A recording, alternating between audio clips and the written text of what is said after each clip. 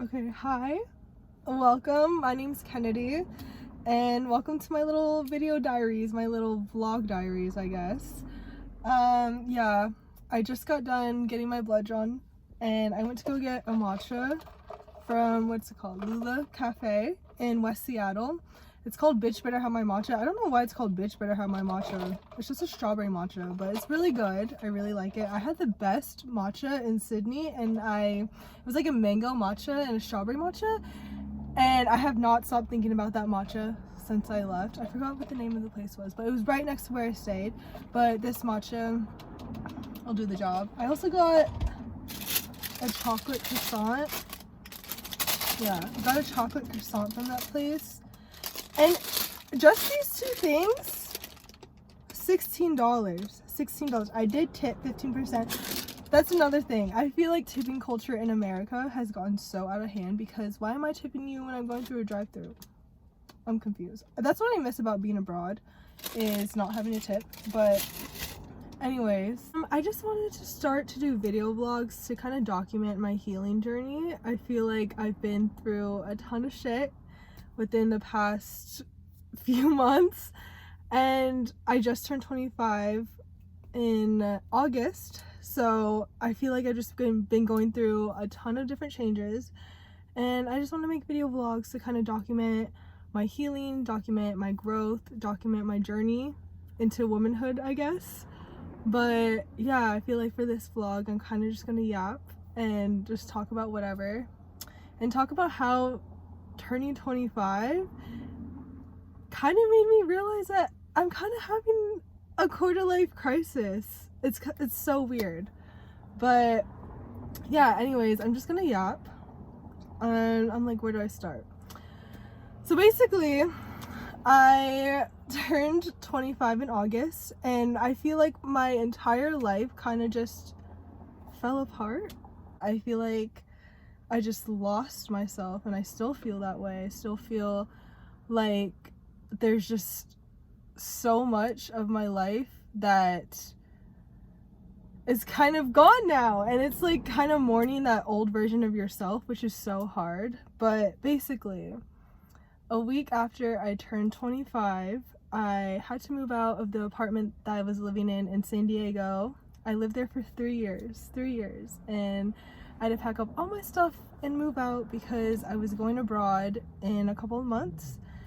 And that same time, I went through a very, very, very traumatic heartbreak, and I'm still trying to heal from the heartbreak to this day. I know it's been 7 months, but yeah, I was like moving out, had to go through the heartbreak, had to bring all my stuff from San Diego up to Washington, and then I had to prepare to leave the country for 3 months. So yeah, I feel like my life kind of came crashing down, and then went abroad for 3-ish, 4-ish months, and then I came back, and the job market is just terrible right now. And I feel like I really never got the time to process what I've lost when I turned 25, and never really got the time to process exactly what happened to me, and I feel like I'm processing it all now. And yeah, I feel like I've lost a part of myself, and I lost an old version of myself, which is so hard. It's so hard, but it's necessary for growth. Like, you're not going to become the best, biggest version of yourself without losing that old version of yourself. But it's hard. It's hard. I think that what I went through when I turned 25, like all that happening all at once, breakup, moving, getting ready to leave the country, go to the other side of the world, like it just happened so fast and like so drastically, and it was all so scary for me. I remember I was talking to my therapist, and she ended up seeing me every single day up until I left the country, because I was just so heartbroken. I was just so sad. I was so depressed. I was so anxious. And having that feeling, and then having to go on the other side of the world by yourself, is so scary. I remember being so scared on that plane. I was like, I don't like feeling like this. I'm scared, like I don't have anyone out there. Like I was literally going alone, and it was like I didn't have my family and friends. Obviously I could FaceTime them and stuff like that, but I didn't have them physically there for that support, and that was so scary. But I think that everything happens for a reason. I genuinely love that man with my entire heart. I really did, and I will never be embarrassed for genuinely loving someone and having pure intentions for them. I will never be embarrassed for that, ever. But I think it was really hard too, because that was my first heartbreak. That was my first boyfriend. Like, that was the first person I've ever loved, and for someone that you love to betray you and break your trust and just do evil things to you is such a terrible feeling that I wouldn't wish on my worst enemy. But I'm a firm believer in everything happens for a reason. At that moment, I was so scared to hop on the plane. I remember I was standing outside the TSA line with my mom, sobbing, being like, how could he do this to me? Like, I'm so scared. Like, blah, blah. I remember I was sitting there crying in front of the TSA agent, crying because I was so just hurt and scared and all that. But everything happens for a reason. I'm very thankful that I was able to go abroad and start my healing journey abroad, because I feel like if I stayed here in the same state that he was in, I feel like it would have been 10 times harder to heal.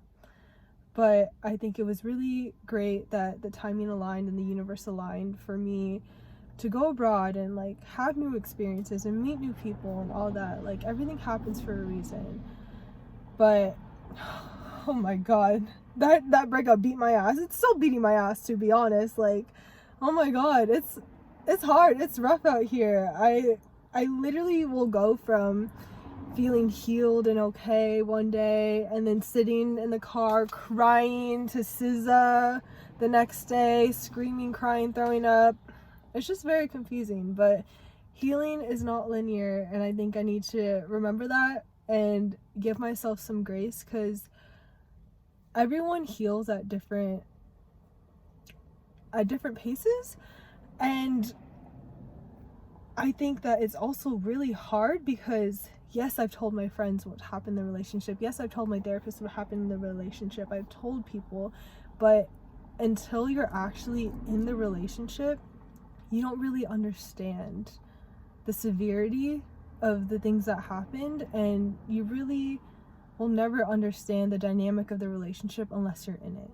So to any of the girlies out there, give yourself some grace when it comes to healing, because everyone truly heals at their own pace. Everyone heals differently, and you can't beat yourself up about that. And I think for the longest time too, I also was like trying to force my healing, because I was like, oh, like I need to heal by the time I go abroad, I need to heal by the time I get back home, like blah blah blah, like just putting all these different deadlines for myself. And that just didn't help me at all, because I was like trying to force and trying to like do my healing faster than it should have been, and that just doesn't help anything. Like, you really have to sit there and work through your emotions in order to fully understand them and fully process them. And it's hard, it's not an easy thing to do, but the like more you try to force it, the longer it's going to take you. When they say your frontal lobe develops at 25, they were not lying, because I feel like ever since I turned 25, something just clicked in my mind. Something just clicked where I have self-respect for myself now. I want to put up more boundaries. I have a sense of self-worth, and it's so crazy because something really just clicked one day, and I was like, no, I don't deserve that treatment. I don't deserve to be talked to that way. And I started standing up for myself more.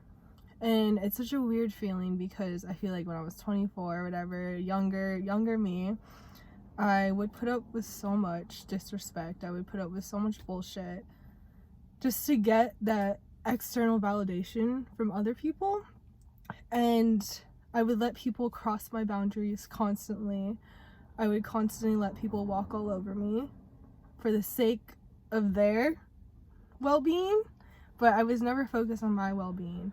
And I feel like ever since I turned 25, I'm doing stuff for me now. I'm doing stuff that makes me happy.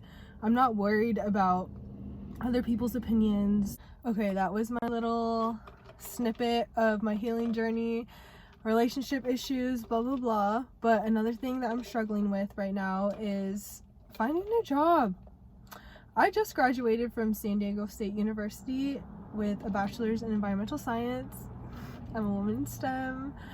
I feel like if you saw me, you would never be able to guess my major. Like when I went abroad, they were all like, "Oh, really? That's your major?" I'm like, "Yeah, I don't like being in dirt."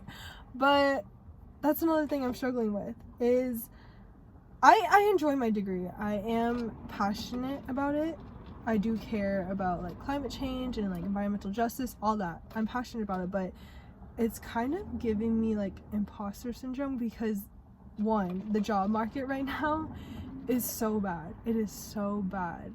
Imagine I'm literally in New Zealand watching the presidential election go down, and I'm like, no way, I had to go back to this, guys. Like, I'm scared. And I came back and I was rightfully scared because the job market is so bad. Like, at this point, I'm applying to be like an FBI agent. I'm applying to anything at this point because I just don't know anymore. I don't know. And it's like, I feel like your entire life, ever since preschool to college, you're told what to do. You go to school and you find a little part-time job. That's what you do. But once you graduate, you're not really told what to do. Yeah, like go find a job, like blah blah blah.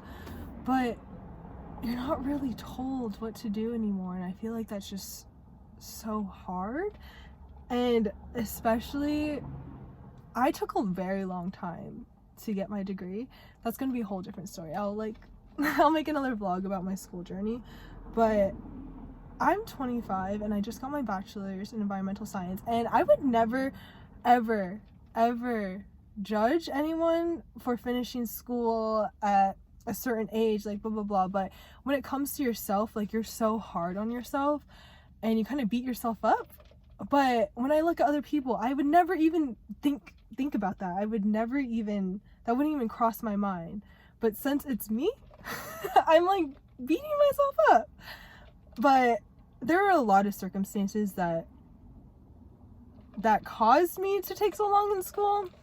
But it's really hard to hop on social media and see your peers and see so many people that graduated years before me have a house, have a job, have a baby. Like, it's so hard. And I know comparison is the thief of joy. Comparison is the thief of joy for sure. But it's really hard not to compare yourself to other people your age. And I know that if I'm living on other people's timelines, I'm living their life, not living mine. And I feel like that's something I really struggle with because I don't want a baby right now, and that's okay. Like, some people want a baby at my age, and that's okay too. But it's kind of like you constantly compare yourself on social media. It's like, oh, like, am I behind? Like, do I need to do this and that? Like, I don't have a house yet, like blah blah blah. It's just really hard to do that. And maybe I need to get off social media for a little bit. Like, maybe I need to get off Instagram for a little bit. But I'm not unhappy with where I'm at right now. I think that everything in the universe has aligned to me, and I feel like everything happens for a reason, and I know that I'm going to reach these certain milestones that people my age are reaching at some point. But right now it's like, I want to travel, I want to do this and that, and like, I don't want to buy a house yet. Like, I don't want to have a kid right now, and that's okay. Like, there's so many different people in the world, and so many people have so many different dreams, and you don't have to live their dream, you know? It's like, I need to remember that I'm on my journey and my journey only, and I'm the only person that can make myself happy. But it is like discouraging. I don't want to invalidate my feelings, but it also is so discouraging. Like, I just got back from being abroad, and I currently still have all my stuff in boxes from when I moved from San Diego. I still have my stuff in suitcases because when I moved all my stuff up to Washington, my room in Washington was completely full. It was completely full because I would come up every few months to Washington and I just have a room full of stuff, so I didn't have to bring back and forth a bunch of stuff from San Diego. And so when I came from San Diego, I didn't have anywhere to put any of my stuff because like my room is completely full and everywhere else is just completely full. So yeah, it's just like hard living at home because I feel like I kind of lost a sense of independence. But I'm very, very grateful for the fact that I'm able to live at my parents' house, live rent-free. I have laundry done for me. I have food on the table every day that I don't have to pay for. Like, I'm very thankful for the position I'm in right now. And I know a lot of people don't have the same opportunity as me. And I'm not saying all this to be ungrateful. Like, I'm very grateful for the position I'm in right now. But it also just kind of sucks not having independence anymore and kind of feeling like I'm taking a few steps back, which I know I'm not. I'm still doing the things I need to do, but I think just like living at home and like seeing people with houses and like apartments and stuff like that, it's really hard to not compare yourself to them, because it's like, oh my god, like I'm 25 and I'm living at my parents' house, blah blah blah. And again, like I would never judge anyone else for being in the position I'm in, but when it comes to yourself, you're like just so hard on yourself. And I'm trying to kind of look at the silver lining of all the situations, and I truly believe that everything happens for a reason, and I think I'm where I need to be right now. And I'm also trying to be grateful for being at my parents' house, because I know that once I move out after this, I'm probably never gonna be back living at my parents' house, because I'm gonna live in an apartment, I'm gonna have a house. Like, I need to be grateful, because this is probably which makes it kind of sad too, like this is probably the last time I'll ever live at my parents' house. So I need to kind of enjoy the moment and be grateful for everything that my parents provide for me. So it's kind of like bittersweet. It's bittersweet for sure. So yeah, I think that one thing that I'm really struggling with and I think I've struggled with this basically my entire life, but just insecurities in general, insecurities about my looks, insecurities about my body, insecurities about my job status, insecurities about my financial status, insecurities about this and that. And it's really hard, especially in this generation, when you're constantly opening up an app and you're constantly comparing yourself every time you open up the app. But you have to realize that you're comparing yourself to people's highlight reels. Like, when I'm posting on Instagram, I'm not posting when I'm sobbing, crying, throwing up about being sad over my ex. Like, I'm not posting that. I'm posting a cute little matcha when I'm at a coffee shop, like, you know. And I think that's something you really have to remember when you're on social media, is that you're comparing yourself to someone's highlight reels. Like, you're not comparing it to their real life. You're comparing the 2D version to the 3D version of yourself, you know? So yeah, I just want to continue to make little video vlogs for myself and literally anyone else that wants to listen. I have a whole list on my iPad of all the video ideas I want to do. So I think one of them was my school journey, because that took a very long time, but I persevered and I did it. I want to make a video about moving out of state for the first time. I think everyone should do at least once in their life. And I want to make a video about how my experience was abroad. Amazing. I had so much fun. I want to make more videos about my healing journey and the relationship I was in. Because that's another thing, is like, I struggled so much with that heartbreak, and I still struggle to this day about that heartbreak. But it really helped me to see other women in the same position as me and seeing how they navigate their breakup and seeing their perspective on similar situations.